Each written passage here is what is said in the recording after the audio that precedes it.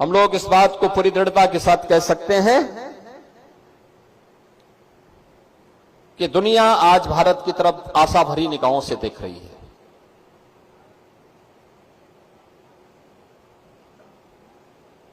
शांति के लिए, सुरक्षा के लिए, सौहार्द के लिए। पूरी दुनिया के अंदर कहीं कोई घटना घटित होती है तो आज आशा भरी निगाहें भारत की ओर, भारत के नेतृत्व की ओर होती है। भारत की मजबूती के लिए, भारत को सशक्त बनाने के लिए हम सब के प्रयास भी वहीं से आगे बढ़ने चाहिए, उसी गति से आगे बढ़ने चाहिए। और जब भी दुनिया के अंदर शांति और सौहार्द की बात होगी, प्रत्येक नागरिक के सुख और समृद्धि की बात होगी, तो रास्ता भारत की ओर से ही जाएगा, भारत के गुरुकुलों से ही जाएगा, भारत ही उसका नेतृत्व करेगा। और इसके लिए ही प्रधानमंत्री मोदी जी ने भारतवासियों के सामने 2047 में एक विकसित भारत की संकल्पना का एक मानचित्र हम सबके सामने रखा है। विकसित भारत हर एक दिशा से विकसित होना चाहिए, केवल भौतिक दृष्टि से ही नहीं, आध्यात्मिक और सांस्कृतिक दृष्टि से भी। और इसलिए नागरिक कर्तव्य इसमें सबसे बड़ी भूमिका का निर्वहन करेगा।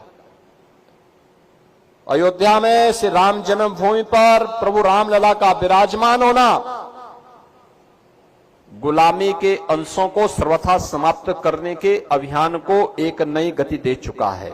अब ये कभी थमने वाला नहीं है, ये न रुकेगा, ये न डिगेगा और ये न झुकेगा, ये आगे बढ़ेगा, मजबूती के साथ आगे बढ़ेगा। लेकिन नागरिक कर्तव्य भी हमारे मन में उसी श्रद्धा भाव के साथ जगने चाहिए। अब अधिकारों की चिंता कम, कर्तव्यों की ज्यादा हमें करनी होगी। अपने देश के लिए, अपने सनातन धर्म के लिए, अपने कार्य क्षेत्र के लिए, जो जिस कार्य क्षेत्र में कार्य कर रहा है उसमें भी उत्कृष्टतम कार्य वो करके दिखाए, यह हमारा प्रयास होना चाहिए। और अगर हम कर पाएंगे तो सनातन धर्म की यही शिक्षा है, यही हमें अपने धर्म के प्रति, अपने देश के प्रति यही कृतज्ञता ज्ञापित करने का एक अवसर अपने कर्तव्यों के माध्यम से प्राप्त होगा। मुझे याद है एक सामान्य कार्यकर्ता, गोरक्षक श्री सुन्नर यादव की आजमगढ़ में गौ तस्करों ने हत्या कर दी थी। आंदोलन में, स्थानीय स्तर का आंदोलन था, तो मैं भी गोरखपुर से पहुंचा था। मैं भौचक था कि मेरे पहुंचने के तुरंत बाद सरदेव अशोक जी भी इस आंदोलन में आ गए। अरे गोरक्षक की हत्या हुई है और ये कैसे हम स्वीकार कर सकते हैं। और वहां पर उस आंदोलन में स्वयं अशोक जी आए थे, उस गोरक्षक के घर गए थे और उसके परिवार को संबल भी दिया था और अपराधियों को फिर जेल के अंदर भेजने में उन्होंने उस समय आंदोलन को एक नई गति देने का काम भी किया था। हम सब जानते हैं कि वेदो अखिलो विश्वमूलम का जो उद्घोष है, यह केवल एक उद्घोष नहीं है। अखिल विश्व के धर्म का कोई मूल है तो वह हमारा वेद है। और वेद के इस महत्व को किसी ने समझा था, किसी ने उसको अपने जीवन में अक्षरशः उतारने का कार्य किया था। तो सरदेव अशोक जी उसके एक प्रमुख मूर्तिमान नक्षत्र हम सब के सामने थे।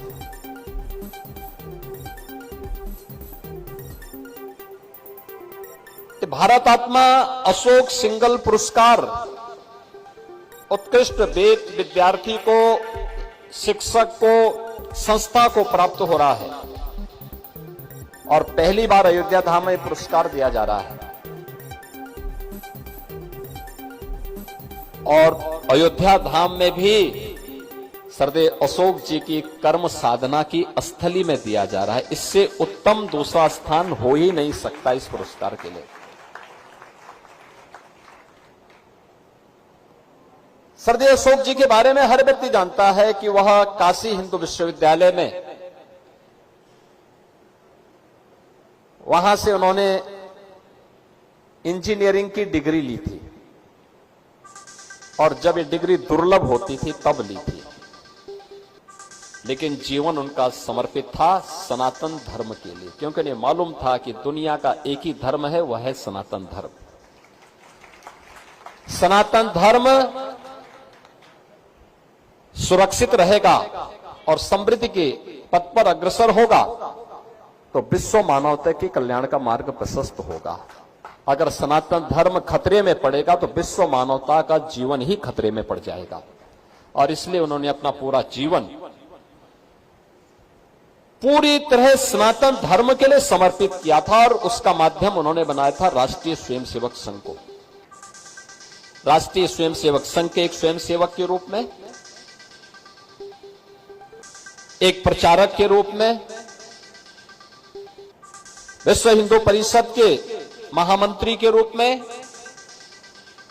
अंतर्राष्ट्रीय कार्याध्यक्ष के रूप में और राम जन्मभूमि आंदोलन और अशोक सिंघल जी तो एक दूसरे के पूरक सी बन गए थे। सोते जागते उड़ते बैठते एक ही ध्येय, एक ही मूल्य, एक ही मुद्दे के लेकर के वे कार्य करते थे कि जैसे भी हो हमें राम जन्मभूमि फिर से लेकर के रहना है और इसके लिए जो भी माध्यम हो सकते हैं, और शांति का हो या क्रांति का, सनातन धर्म को मजबूती प्रदान करने के लिए वेद विद्यालयों की स्थापना हो या सुदूर जनजातीय क्षेत्रों में एकल विद्यालयों की स्थापना का कार्य, पूज्य संतों का सानिध्य लेकर के हर मत पंथ संप्रदाय से जुड़े हुए उत्तर से दक्षिण, पूरब से पश्चिम सभी पूज्य संतों को एक मंच पर लाने का कार्य हो या फिर अछूतोद्धार के लिए किए जाने वाले उनके स्तुल्य प्रयास, इस सरदेव अशोक जी जीवन पर्यंत करते रहे।